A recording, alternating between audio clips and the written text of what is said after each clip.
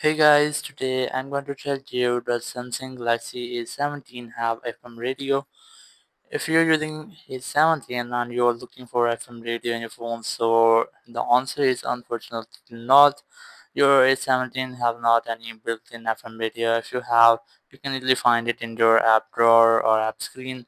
So you can see there is no any FM radio app, but you can install a third-party online FM radio. So let's see how. Just open your Play Store, go for search, and here you just have to search for FM radio. Just search for that.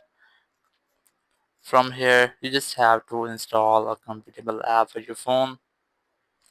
Here you'll get different apps. I'm going to install this one because it have 4.6 ratings. Just tap on install and it will install your phone. You can easily use it using your internet connection. So that's how that your Samsung is now in have FM radio and how can you use it. Thank you very much for watching the video. Until next video, bye bye.